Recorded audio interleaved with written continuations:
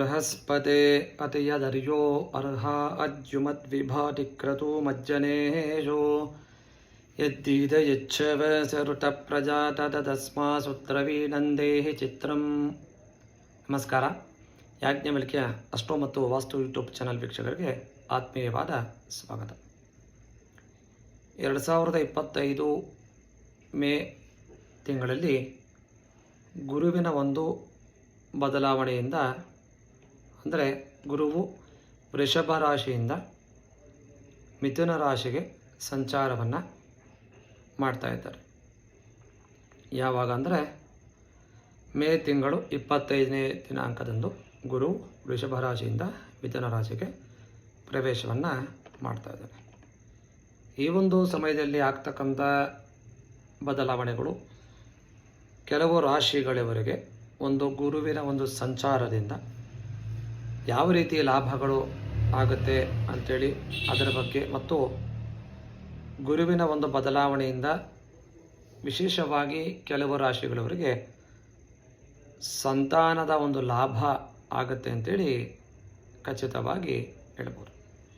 ಹಾಗಾದರೆ ಈ ಒಂದು ಗುರುವಿನ ಬದಲಾವಣೆಯಿಂದ ಆಗ್ತಕ್ಕಂಥ ಲಾಭಗಳು ಯಾವ ರಾಶಿಯವರಿಗೆ ಸಿಗುತ್ತೆ ಅಂತೇಳಿ ಅದರ ಬಗ್ಗೆ ನಾವು ಇಂದಿನ ಒಂದು ವಿಡಿಯೋದಲ್ಲಿ ವಿಶ್ಲೇಷಣೆಯನ್ನು ಮಾಡೋಣ.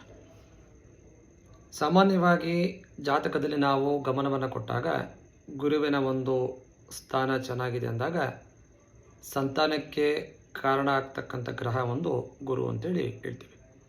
ಹಾಗಾಗಿ ಗುರುವಿನ ಬಲ ಚೆನ್ನಾಗಿದೆ ಅಂದಾಗ ಸಂತಾನದ ಒಂದು ಸಮಸ್ಯೆ ಕಮ್ಮಿ ಅಂತ ಹೇಳ್ಬೋದು. ಅದೇ ಗುರುವಿನ ಒಂದು ಸ್ಥಾನದಲ್ಲಿ ಅಲ್ಪ ಸ್ವಲ್ಪ ವ್ಯತ್ಯಾಸ ಇದ್ದಾಗ ಅದು ಸಂತಾನಕ್ಕೆ ಸಮಸ್ಯೆಯನ್ನು ಕೊಡುತ್ತೆ ಅಂತೇಳಿ ಹೇಳ್ಬೋದು.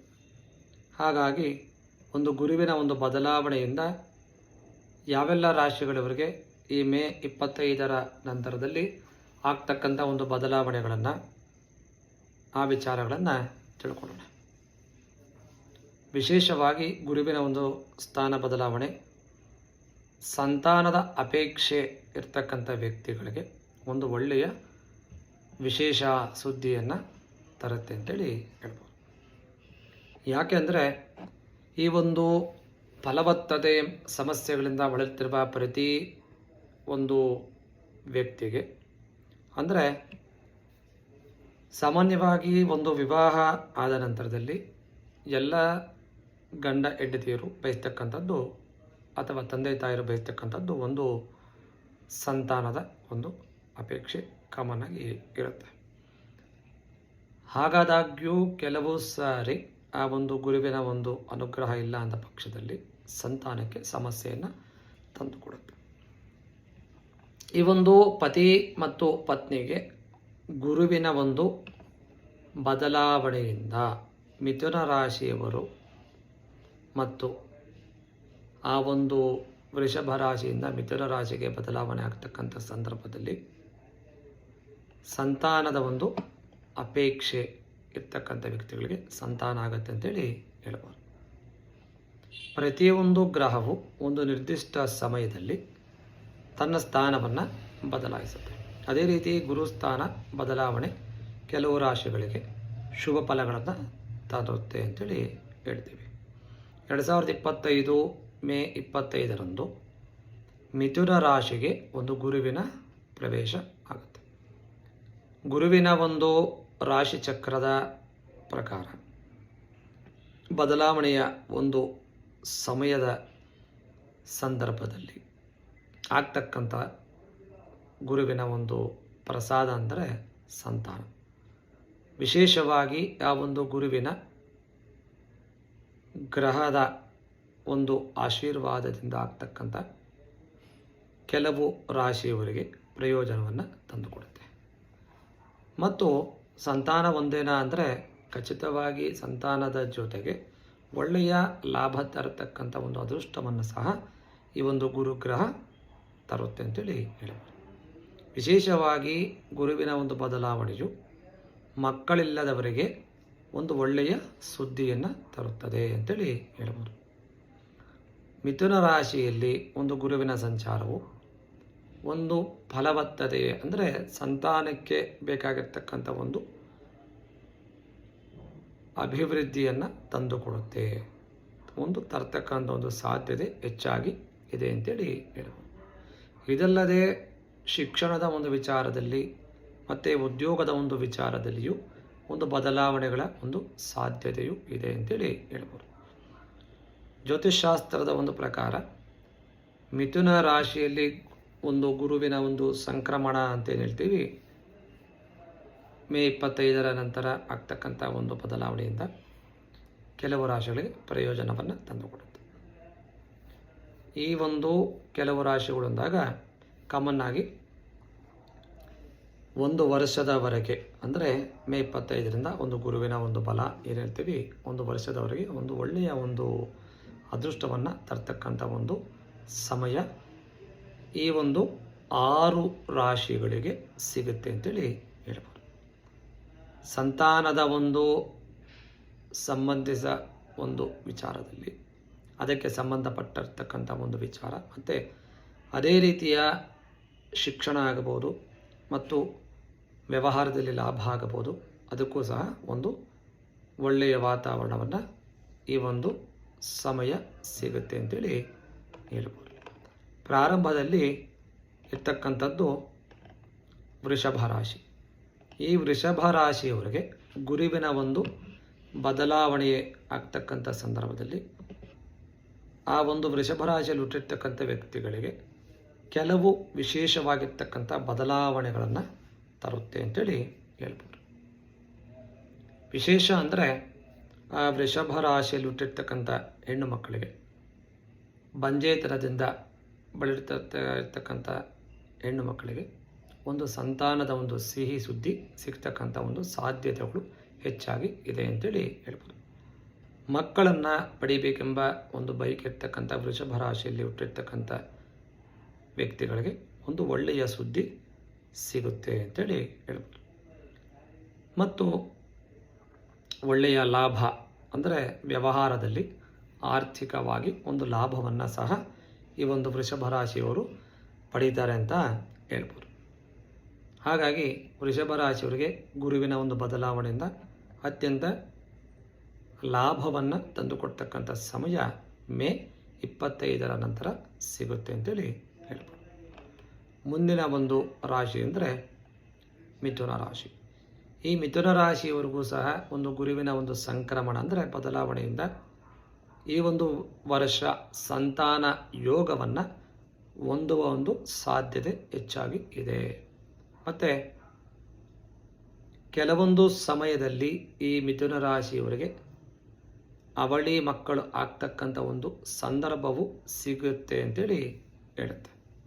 ಮತ್ತು ಈ ಮಿಥುನ ರಾಶಿಯಲ್ಲಿ ಹುಟ್ಟಿರ್ತಕ್ಕಂಥ ಮಕ್ಕಳು ಅಂದರೆ ವಿದ್ಯೆಗೆ ಸಂಬಂಧಿಸಿದ ವಿಚಾರದಲ್ಲಿ ಒಳ್ಳೆಯ ಅಭಿವೃದ್ಧಿಯನ್ನು ಈ ಒಂದು ಸಮಯದಲ್ಲಿ ತಗೋಬೋದು, ಅಂದರೆ ಒಳ್ಳೆಯ ಯಶಸ್ಸು ಸಿಗುತ್ತೆ ಅಂತೇಳಿ ಹೇಳ್ಬೋದು. ಮತ್ತು ಉದ್ಯೋಗವನ್ನು ಮಾಡ್ತಾ ಇರ್ತಕ್ಕಂಥ ಮಿಥುನ ರಾಶಿಯಲ್ಲಿರ್ತಕ್ಕಂಥ ವ್ಯಕ್ತಿಗಳಿಗೆ ಒಂದು ಒಳ್ಳೆಯ ಲಾಭ ತಂದುಕೊಡುತ್ತೆ ಅಂತೇಳಿ ಹೇಳ್ಬೋದು. ಹಾಗಾಗಿ ಈ ಮಿಥುನ ರಾಶಿಯವರೆಗೂ ಗುರುವಿನ ಒಂದು ಬದಲಾವಣೆಯಿಂದ ಸಾಕಷ್ಟು ಅನುಕೂಲಗಳನ್ನು ಪಡೀತಾರೆ ಅಂತೇಳಿ ಹೇಳಬಹುದು. ಮುಂದಿನ ಇರ್ತಕ್ಕಂಥ ಒಂದು ರಾಶಿ ಅಂದರೆ ಸಿಂಹರಾಶಿ. ಈ ಸಿಂಹರಾಶಿಯವರೆಗೂ ಸಹ ಒಂದು ಗುರುವಿನ ಒಂದು ಸಂಕ್ರಮಣ ಅಂತೇನು ಹೇಳ್ತೀವಿ, ಅದರ ಒಂದು ಬದಲಾವಣೆಯಿಂದ ಆಗ್ತಕ್ಕಂಥ ಒಂದು ಲಾಭ ವಿಶೇಷವಾಗಿ ಸಿಂಹರಾಶಿಯಲ್ಲಿ ಹುಟ್ಟಿರ್ತಕ್ಕಂಥ ವ್ಯಕ್ತಿಗಳಿಗೆ ಇವರಿಗೂ ಸಹ ಒಂದು ಮಕ್ಕಳನ್ನು ಪಡೀತಕ್ಕಂಥ ಒಂದು ಅವಕಾಶ ಸಿಗುತ್ತೆ ಅಂತೇಳಿ ಹೇಳ್ಬೋದು. ಅಥವಾ ಮಕ್ಕಳು ಆಲ್ರೆಡಿ ಆಗಿದ್ದಲ್ಲಿ ಅವರಿಗೆ ಒಂದು ಕೆಲಸದ ವಿಚಾರ ಆಗಬಹುದು ಅಥವಾ ವಿದ್ಯೆಯ ವಿಚಾರದಲ್ಲಾಗಬಹುದು ಸ್ವಲ್ಪ ಸಮಸ್ಯೆಗಳಿದ್ದಾಗ ಆ ಒಂದು ವಿಚಾರದಲ್ಲಿ ಸಿಂಹರಾಶಿಯಲ್ಲಿ ಹುಟ್ಟಿರ್ತಕ್ಕಂಥ ಮಕ್ಕಳಿಗೆ ಒಂದು ಪ್ರಗತಿ ಅಂದರೆ ಒಂದು ವಿಶೇಷವಾಗಿರ್ತಕ್ಕಂಥ ಒಂದು ವಿದ್ಯೆಯಲ್ಲಿ ಪ್ರಗತಿ ಆಗ್ತಕ್ಕಂಥದ್ದು ಅಥವಾ ಕೆಲಸದಲ್ಲಿ ಪ್ರಗತಿ ಆಗ್ತಕ್ಕಂಥದ್ದು ಮಕ್ಕಳು ಯಶಸ್ಸನ್ನು ಸಾಧಿಸುತ್ತಾರೆ ಅಂತ ಹೇಳ್ಬೋದು. ಹಾಗಾಗಿ ಸಿಂಹರಾಶಿಯಲ್ಲಿ ಹುಟ್ಟಿರ್ತಕ್ಕಂಥ ವ್ಯಕ್ತಿಗಳು ಬಹಳ ಉಪಯೋಗವನ್ನು ಈ ಒಂದು ಗುರುವಿನ ಒಂದು ಬದಲಾವಣೆ ತಂದುಕೊಡುತ್ತೆ ಅಂತೇಳಿ ಹೇಳ್ಬೋದು. ಮುಂದೆ ಇರ್ತಕ್ಕಂಥದ್ದು ತುಲಾರಾಶಿ. ಈ ತುಲಾರಾಶಿಯವರಿಗೂ ಸಹ ಗುರುವಿನ ಒಂದು ಬದಲಾವಣೆಯಿಂದ ಸಂತಾನದ ಒಂದು ಭಾಗ್ಯವನ್ನು ಕಾಣ್ತಾರೆ ಅಂತೇಳಿ ಹೇಳ್ಬೋದು. ಮತ್ತು ವಿಶೇಷವಾಗಿ ಸಂತಾನದ ಅಪೇಕ್ಷೆ ಇರ್ತಕ್ಕಂಥ ತುಲಾರಾಶಿಯಲ್ಲಿ ಹುಟ್ಟಿರ್ತಕ್ಕಂಥ ವ್ಯಕ್ತಿಗಳಿಗೆ ಗುರುಗ್ರಹದ ಒಂದು ಪೂಜೆಯನ್ನು ಮಾಡುವ ಮುಖಾಂತರ ಗಣಪತಿಯನ್ನು ಪೂಜಿಸುವುದರಿಂದ ಮಕ್ಕಳಾಗ್ತಕ್ಕಂಥ ಒಂದು ಸಂತಾನದ ಭಾಗ್ಯ ಪಡೆಯತಕ್ಕಂಥ ಒಂದು ಸಾಧ್ಯತೆಗಳು ಹೆಚ್ಚಾಗಿ ಇದೆ ಅಂತೇಳಿ ಹೇಳ್ಬೋದು. ಇದೇ ರೀತಿಯಲ್ಲಿ ತುಲಾರಾಶಿಯಲ್ಲಿ ಹುಟ್ಟಿರ್ತಕ್ಕಂಥ ಮಕ್ಕಳಿಗೆ ಒಂದು ಯಶಸ್ಸು, ಯಾವ ರೀತಿ ಯಶಸ್ಸು? ವಿದ್ಯಾಭ್ಯಾಸದಲ್ಲಿ ಯಶಸ್ಸು ಮತ್ತು ಉದ್ಯೋಗದಲ್ಲಿ ಯಶಸ್ಸನ್ನು ಪಡೀತಾರೆ. ಮತ್ತು ಈ ತುಲಾರಾಶಿಯಲ್ಲಿ ಹುಟ್ಟಿರ್ತಕ್ಕಂಥ ವ್ಯಕ್ತಿಗಳು ಒಳ್ಳೆಯ ಒಂದು ಸಾಧನೆಯನ್ನು ಮಾಡ್ತಕ್ಕಂಥ ಒಂದು ಸಂದರ್ಭವೂ ಸಹ ಉತ್ತಮ ಹೆಸರನ್ನು ಸಹ ಗಳಿಸುತ್ತಾರೆ ಅಂತೇಳಿ ಹೇಳ್ಬೋದು. ಅದೇ ರೀತಿ ತುಲಾರಾಶಿಯಲ್ಲಿ ಹುಟ್ಟಿರ್ತಕ್ಕಂಥ ವ್ಯಕ್ತಿಗಳಿಗೆ ವಿದೇಶದ ಒಂದು ಯೋಚನೆ ಇದ್ದಲ್ಲಿ ಕೆಲಸದ ನಿಮಿತ್ತವಾಗಬಹುದು ಅಥವಾ ಉದ್ಯೋಗದ ನಿಮಿತ್ತ ಆಗ್ಬೋದು, ವಿದ್ಯಾಭ್ಯಾಸದ ನಿಮಿತ್ತ ಆಗಬಹುದು, ಆ ಒಂದು ವಿದೇಶಕ್ಕೆ ಹೋಗ್ತಕ್ಕಂಥ ಒಂದು ಸಾಧ್ಯತೆಗಳು ಸಹ ಈ ಒಂದು ಸಂದರ್ಭದಲ್ಲಿ ಒದಗಿ ಬರುತ್ತೆ ಅಂತೇಳಿ ಹೇಳ್ಬೋದು. ಹಾಗಾಗಿ ಈ ಒಂದು ತುಲಾರಾಶಿಯ ವ್ಯಕ್ತಿಗಳಿಗೆ ಒಳ್ಳೆಯ ಲಾಭವನ್ನು ತಂದುಕೊಡ್ತಕ್ಕಂಥ ಸಮಯ ಮೇ ತಿಂಗಳಲ್ಲಿ ಇದೆ ಅಂತೇಳಿ ಹೇಳ್ಬೋದು. ಮುಂದಿನ ಒಂದು ರಾಶಿ ಅಂದರೆ ಕುಂಭರಾಶಿ. ಈ ಒಂದು ಕುಂಭರಾಶಿಯಲ್ಲಿರ್ತಕ್ಕಂಥ ವ್ಯಕ್ತಿಗಳಿಗೆ ವಿಶೇಷ ಅಂದರೆ ಗುರುವಿನ ಒಂದು ಬದಲಾವಣೆಯಿಂದ ವಿವಾಹ ಯೋಗ ಆಗ್ತಕ್ಕಂಥ ಒಂದು ಸಂದರ್ಭಗಳು, ಅದೇ ರೀತಿ ಸಂತಾನದ ಒಂದು ಭಾಗ್ಯ ಆಗ್ತಕ್ಕಂಥ ಒಂದು ಸಂದರ್ಭ ಒದಗಿ ಬರುತ್ತೆ ಅಂತೇಳಿ ಹೇಳ್ಬೋದು. ವಿಶೇಷ ಕುಂಭರಾಶಿಯಲ್ಲಿ ಜನಿಸಿರ್ತಕ್ಕಂಥ ವಿದ್ಯಾರ್ಥಿಗಳಿಗೆ ಒಳ್ಳೆಯ ಲಾಭ ವಿದ್ಯಾಭ್ಯಾಸದಲ್ಲಿ ಖಚಿತವಾಗಿ ಆಗುತ್ತೆ ಮತ್ತು ಉದ್ಯೋಗದಲ್ಲಿ ಒಂದು ಯಶಸ್ಸು ಸಿಗ್ತಕ್ಕಂಥ ಒಂದು ಸಂದರ್ಭವೂ ಸಹ ಸಿಗುತ್ತೆ. ವಿಶೇಷ ಈ ಕುಂಭರಾಶಿಯಲ್ಲಿ ಇರ್ತಕ್ಕಂಥ ವ್ಯಕ್ತಿಗಳಿಗೆ ಗುರುವಿನ ಒಂದು ಬದಲಾವಣೆಯಿಂದ ನೂತನ ಮನೆ ಆಗ್ತಕ್ಕಂಥ ಒಂದು ಸಂದರ್ಭ ಅಥವಾ ಸೈಟನ್ನು ತೆಗೆದುಕೊಡ್ತಕ್ಕಂಥ ಒಂದು ಸಂದರ್ಭ ಮೇ 25ರ ನಂತರ ಕೂಡಿ ಬರುತ್ತೆ ಅಂತೇಳಿ ಹೇಳ್ಬೋದು. ವಿಶೇಷವಾಗಿ ಈ ಒಂದು ಕುಂಭರಾಶಿಯಲ್ಲಿ ಜನಿಸಿರ್ತಕ್ಕಂಥ ವ್ಯಕ್ತಿಗಳಿಗೆ ಗುರುವಿನ ಒಂದು ಬದಲಾವಣೆಯಿಂದ ಅತ್ಯಂತ ಅನುಕೂಲ ಮತ್ತು ಯಶಸ್ಸಿನ ಒಂದು ಸಮಯ ಮೇ ತಿಂಗಳ ನಂತರದಲ್ಲಿ ಸಿಗುತ್ತೆ ಅಂತೇಳಿ ಹೇಳ್ಬೋದು. ಮುಂದಿನ ಒಂದು ರಾಶಿ ಅಂದರೆ ಧನುಸ್ಸು ರಾಶಿ. ಧನುಸ್ಸು ರಾಶಿಗೆ ಅಧಿಪತಿ ಬಂದು ಗುರು. ಅದೇ ಗುರುಗ್ರಹ ಮೇ 25ರ ನಂತರ ಬದಲಾವಣೆಯಿಂದ ಈ ಧನುಸ್ಸು ರಾಶಿಯಲ್ಲಿ ಹುಟ್ಟಿರ್ತಕ್ಕಂಥ ವ್ಯಕ್ತಿಗಳಿಗೆ ಒಂದು ಸಂತಾನದ ಭಾಗ್ಯವನ್ನು ತೆಗೆದುಕೊಳ್ತಕ್ಕಂಥ ಒಂದು ಸಂದರ್ಭ ಸಿಗುತ್ತೆ ಅಂತೇಳಿ ಹೇಳ್ಬೋದು. ಮತ್ತು ವಿಶೇಷ ಈ ಒಂದು ಧನುರಾಶಿಯಲ್ಲಿ ಹುಟ್ಟಿರ್ತಕ್ಕಂಥ ವ್ಯಕ್ತಿಗಳಿಗೆ ಉದ್ಯೋಗವನ್ನು ಮಾಡ್ತಾ ಇರ್ತಕ್ಕಂಥ ಸಂದರ್ಭದಲ್ಲಿ ಒಂದು ಒಳ್ಳೆಯ ಉನ್ನತ ಸ್ಥಾನದಲ್ಲಿ ಅವಕಾಶಗಳು ಒದಗಿ ಬರುತ್ತೆ ಅಂತೇಳಿ ಹೇಳ್ಬೋದು. ಅಂದರೆ ಪ್ರಮೋಷನ್ ಅಂತ ಹೇಳ್ತೀವಿ, ಪ್ರಮೋಷನ್ ಆಗ್ತಕ್ಕಂಥ ಒಂದು ಸಂದರ್ಭ ಅಥವಾ ಸಂಬಳ ಜಾಸ್ತಿ ಆಗ್ತಕ್ಕಂಥ ಒಂದು ಸಂದರ್ಭ ಮೇ 25ರ ನಂತರ ಈ ಧನುರಾಶಿಯಲ್ಲಿ ಹುಟ್ಟಿರ್ತಕ್ಕಂಥ ವ್ಯಕ್ತಿಗಳಿಗೆ ಆಗುತ್ತೆ ಅಂತೇಳಿ ಹೇಳ್ಬೋದು. ವಿಶೇಷವಾಗಿ ವಿದ್ಯಾಭ್ಯಾಸದಲ್ಲಿ ಧನುರಾಶಿಯಲ್ಲಿ ಜನಿಸಿರ್ತಕ್ಕಂಥ ವಿದ್ಯಾರ್ಥಿಗಳಿಗೆ ಒಂದು ಉತ್ತಮ ಒಂದು ಸಮಯ ಅಂದರೆ ಈ ಒಂದು ಮೇ 25ರ ನಂತರ ಸಿಗುತ್ತೆ. ಅಂದರೆ ಪರೀಕ್ಷೆಗಳಲ್ಲಿ ಹೆಚ್ಚಿನ ಒಂದು ಶ್ರಮದಿಂದ ಒಳ್ಳೆಯ ಉನ್ನತ ಒಂದು ಪ್ರಯೋಜನವನ್ನು ಖಚಿತವಾಗಿ ಈ ಧನುರಾಶಿಯಲ್ಲಿ ಹುಟ್ಟಿರ್ತಕ್ಕಂಥ ವಿದ್ಯಾರ್ಥಿಗಳಿಗೆ ಪಡೆಯತಕ್ಕಂಥ ಒಂದು ಸಮಯ ಈ ಒಂದು ಮೇ ತಿಂಗಳ ನಂತರದಲ್ಲಿ ಆಗುತ್ತೆ ಅಂತೇಳಿ ಹೇಳಬಹುದು. ಗುರುವಿನ ಒಂದು ಬದಲಾವಣೆಯಿಂದ ಈ 6 ರಾಶಿಯವರಿಗೆ ವಿಶೇಷ ಅಂದರೆ ಸಂತಾನ ಆಗ್ತಕ್ಕಂಥ ಒಂದು ಸಂದರ್ಭ ಒದಗಿ ಬರುತ್ತೆ ಅಂದರೆ ಒಂದು ತುಂಬ ಸಂತೋಷದ ಒಂದು ವಿಚಾರ. ಕಾರಣ ಸಾಕಷ್ಟು ಬಾರಿ ಆ ಸಂತಾನದ ವಿಚಾರದಲ್ಲಿ ಎಷ್ಟೋ ಸಲ ಅನೇಕ ರೀತಿಯಲ್ಲಿ ಆಸ್ಪತ್ರೆಗಳಲ್ಲಿ ಪ್ರಯೋಜನವನ್ನು ಪಡೆದುಕೊಂಡಿರ್ಬೋದು, ಅಥವಾ ಯಾವುದೇ ರೀತಿಯ ಒಂದು ಪ್ರಯೋಜನ ಅದರಿಂದ ಸಿಗದಿರ ಇರ್ಬೋದು.